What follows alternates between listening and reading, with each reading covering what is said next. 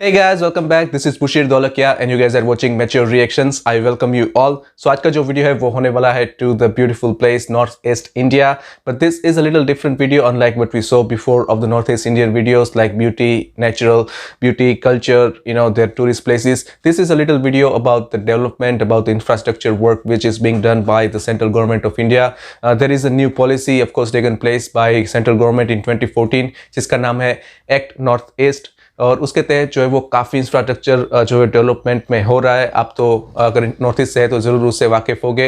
And I am planning to watch the different states videos from the north east India कि क्या उसमें work हो रहा है, क्या उसमें यू नो डेवलपमेंट का कामकाज हो रहा है। If you are interested in it to watch me entire series please let me know in the comment section. So आज का जो वीडियो है वो फर्स्ट है and that is about Assam and the title of today's video is mega projects, biggest future mega projects in Assam.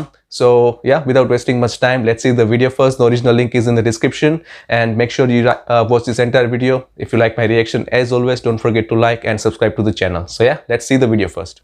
Assam हमारी series का third state है और यहाँ पर कुछ ऐसे प्रोजेक्ट्स बन रहे हैं जो पूरे देश के लिए यूनिक है। तो चलिए शुरू करते हैं। ये टैगलाइन कहाँ सुनी? Let me know.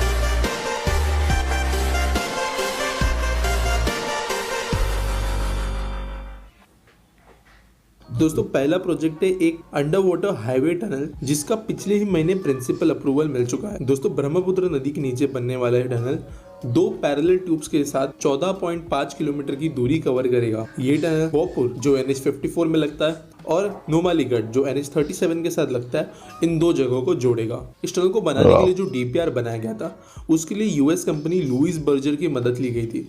दोस्तों यही कंपनी है जिन्होंने आज दुनिया की जो सबसे लंबी अंडर वाटर टनल या आप अंडर रिवर टनल कह सकते हो जो चाइना में मौजूद है उसके लिए ड्राफ्ट्स और डिजाइन बनाए थे और इन्हीं की कंसल्टेंसी से पूरे के पूरे टनल का डिजाइन लेआउट बनाया गया है। दोस्तों ब्रह्मपुत्र आप जैसे जानते होंगे कि एक बहुत चौड़ी और बहुत ज्यादा पानी ढोने वाली नदी है एज कम्पेयर टू मेरी बाकी नदियां, और इसी कारण इस टनल को बनाने के लिए एक बहुत बड़ा इंजीनियरिंग चैलेंज होगा। इस टनल में जीरो लीकेज का स्पेशली ध्यान रखा जाएगा और इसके साथ साथ emergency exits, drainage systems, fire retardant systems और वेंटिलेशन का भी पूरा ध्यान रखा जाएगा। इस टनल के बनने के कारण ये हमारी देश की सबसे लंबी अंडर वाटर टनल बन जाएगी और दुनिया के भी कुछ सबसे लंबे अंडर वाटर टनल्स में से एक होगी। दूसरा प्रोजेक्ट है एक इंटरनेशनल हाईवे जो इंडिया, म्यांमार और थाईलैंड को जोड़ेगा। कुछ दिन पहले मैंने आपको इंफ्रा न्यूज में बताया था कि इस प्रोजेक्ट का काम इतना ज्यादा जरूरी है कि कोर्ट ने एक डिसीजन को खारिज करते हुए ये बताया था कि इस प्रोजेक्ट का काम नहीं रुकना चाहिए और जो पेटिशनर था उन्हें कहा था कि केस के चलते चलते भी इस रोड का काम चलता रहेगा। इस टोटल रोड की लंबाई 1360 किलोमीटर है।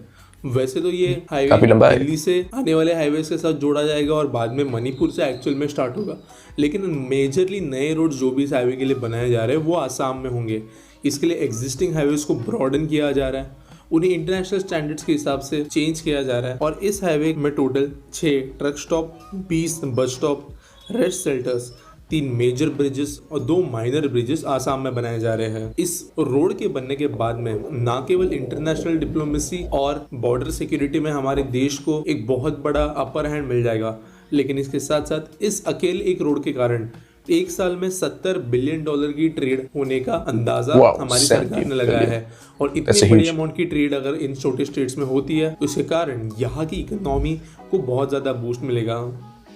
अगला प्रोजेक्ट है गुवाहाटी इंटरनेशनल एयरपोर्ट। दोस्तों गुवाहाटी का लोकप्रिय गोपीनाथ बोरदोलोई एयरपोर्ट को एक मेजर मेकओवर मिलने वाला है। देश का 8वां बिजिएस्ट एयरपोर्ट होने के साथ साथ नॉर्थ ईस्ट के लिए भी ये सबसे ज़रूरी एयरपोर्ट है जो बहुत इंपॉर्टेंट कनेक्टिविटी प्रोवाइड करता है। 2018 में इस एयरपोर्ट के पूरे टर्मिनल को रेनोवेट करने के लिए प्लान सामने रखे गए और कंस्ट्रक्शन स्टार्ट करने की बात कही गई और बहुत धीमे गति पर इसका काम शुरू हुआ। इसका मेन टारगेट ये है कि पैसेंजर की कैपेसिटी इस एयरपोर्ट के लिए बढ़ाना। इसके लिए पूरे टर्मिनल को रिवैम्प किया जाएगा, इसके लेआउट को चेंज किया जाएगा, साथ साथ ज्यादा check in desk, baggage handling के लिए नए सिस्टम्स, कुछ नए गेट्स, वेटिंग एरियाज, इन सारी चीज़ों को बढ़ाया जाएगा।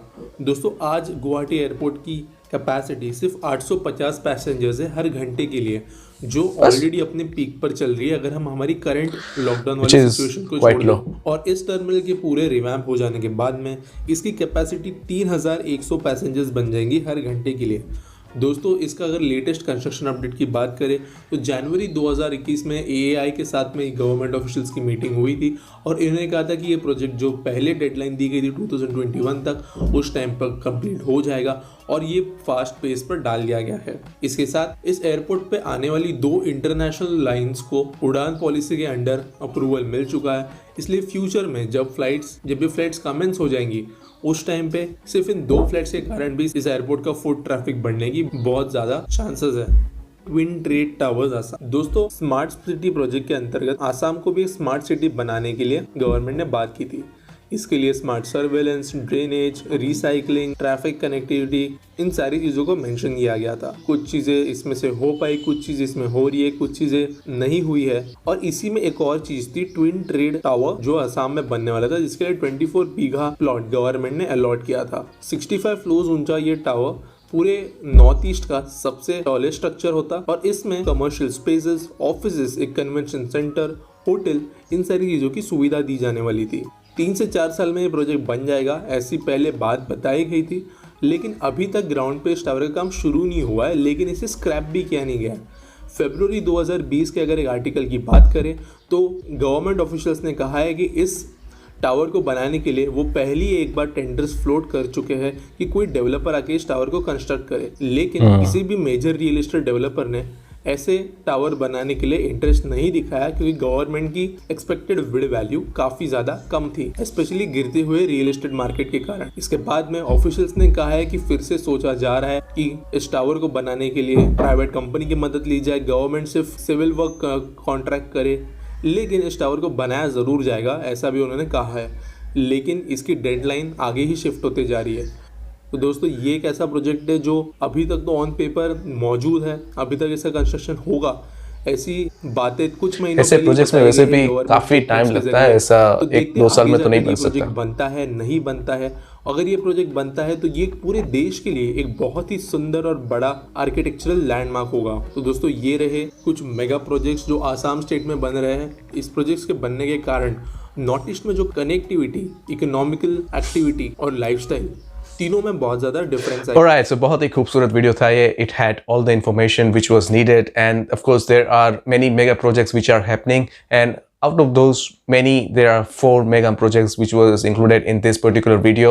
बात करें इस वीडियो की तो सबसे पहले जो बड़ा प्रोजेक्ट की बात की वो है ब्रह्मपुत्र रिवर के underneath tunnel banana, under the water tunnel, and that is a big challenge, and fortunately India is capable nowadays to have such infrastructure. Of course they are tying up with foreign companies, but that always happens. But overall I think there is a technology there is an engineering capability in India itself as well. और बात करें उस tunnel की तो under water में होगी और जैसे बोलते हैं कि स्टेट ऑफ द आर्ट होगी, जहाँ पे सारी फैसिलिटीज होगी, इवैक्यूएट करने की फैसिलिटी होगी, फायर सेफ्टी होगी और oxygen. I guess that is something which is a big challenge, because underneath आप किस तरह से मैनेज करते हैं, I don't know what technology they uses, but definitely it gonna be a challenge and they are up to it. और वो एक बड़ा प्रोजेक्ट है। उसके अलावा Assam, Thailand and Burma, Assam, Burma and Thailand, जो कि एक इंटरनेशनल हाईवे बनाया जा रहा है, म्यांमार बर्मा जिसको बोलते हैं, और वो एक बड़ा प्रोजेक्ट है और उसकी इम्पोर्टेंस इस बात से समझी जा सकती है कि हाई कोर्ट ने भी उसको स्टे करने से मना किया, and that project will be continue. और लॉन्ग टर्म में उसको ये माना जा रहा है कि 70 बिलियन तक का ट्रेड जो है वो दे सकता है। एंड उसके बाद जो बात करी इंटरनेशनल एयरपोर्ट की, गुवाहाटी इंटरनेशनल एयरपोर्ट, मुझे ये जानकर ज़रूर हैरानी हुई कि ओनली 800 या कुछ उसके आसपास ही ज़्यादातर कैपेसिटी है उस एयरपोर्ट की, जो करंट एयरपोर्ट है उसकी। But of course they are going to extend it, and उससे फ़ायदा ये होगा कि ज़्यादा टूरिस्ट आएंगे, ज़्यादा एट्रैक्शंस होगी और ज़्यादा से ज़्यादा लोग विजिट कर पाएंगे। So that's gonna be an absolutely great investment when it comes to the future. और उसके बाद ऑफ कोर्स जैसे कि बताया गया है कि स्मार्ट सिटीज़, मेगा सिटीज़ की बात हर स्टेट्स को दिया गया है और आसाम को भी एक मिला है, and it is still under the trial, you can say under the scanner, and उसके ऊपर ज़्यादा वर्क नहीं हुआ है, it is more on the paper than on the ground actually. लेकिन इस तरह के प्रोजेक्ट्स में होता है, ये कोई 1-2 साल में या 3-4 साल में नहीं बनता। This is a future lasting project, और उसकी एक बार शुरुआत हो गई तो फिर ये ऑलमोस्ट चलता ही रहता है। But this is something which is a need of hour, क्योंकि जिस तरह से हमारी पॉपुलेशन ग्रो अप हो रही है, जो सिटीज़ है वो श्रिंक कर रहे हैं, ज़्यादा उसमें जगह नहीं बची है, तो एक प्रॉपर इंफ्रास्ट्रक्चर के साथ एक मॉडर्न सिटीज़ होना भी ज़रूरी है, और उसका काम धीरे धीरे शुरू होगा तो आई एम श्योर कि फिर वो अच्छा ही होगा। तो जैसे भी सभी प्रोजेक्ट्स की बात करें, I think the projects are something which gonna be boost up not just economy but also boost up the employment, and this gonna be a huge investment when it comes to the development of the state, क्योंकि आसाम वगैरह में बहुत ज़्यादा potential है। किसी भी north east region के state में आप देख लीजिए, टूरिज़्म को लेकर, वहाँ की इंफ्रास्ट्रक्चर को लेकर, और ओवरऑल वहाँ पे जिस तरह का काम हुआ है, जिस तरह की सीनरीज है वहाँ पे, मुझे लगता है कि एक बहुत ही अच्छा एक अट्रैक्शन बन सकता है to the world tourist also, और एक टूरिस्ट हब बन सकता है इंडिया का, जैसे जम्मू कश्मीर वगैरह है, हिमाचल प्रदेश है, उसी तरह से नॉर्थ ईस्ट जो ओवरऑल वो बन सकता है। So this is an Assam video, and काफ़ी अच्छा वीडियो था, काफ़ी डिटेल वीडियो था। कोई ऐसा प्रोजेक्ट जो आपके ध्यान में है, आपको लगा कि आसाम का इस प्रोजेक्ट छूट गया है, तो आप मुझे ज़रूर बता सकते हैं कमेंट सेक्शन में। साथ ही में आपके पास अगर इस तरह का कोई भी वीडियो हो जो आप चाहे कि मेरी रिएक्शन दूँ, तो आप ज़रूर मुझे रेकमेंड कर सकते हैं, आपके अपने स्टेट का, चाहे वो नॉर्थ ईस्ट का हो, चाहे वो किसी और भी स्टेट का हो, तो आप ज़रूर मुझे बताइए, and I would more than happy to react. और जैसे कि मैंने आपसे इनिशियली भी पूछा था कि I am planning to watch the series of this kind of a video, so अगर आप इंटरेस्टेड है तो ज़रूर मुझे बताएगा, I would more than happy to react on such videos. So yeah guys, इतना ही रखते हैं इस वीडियो में।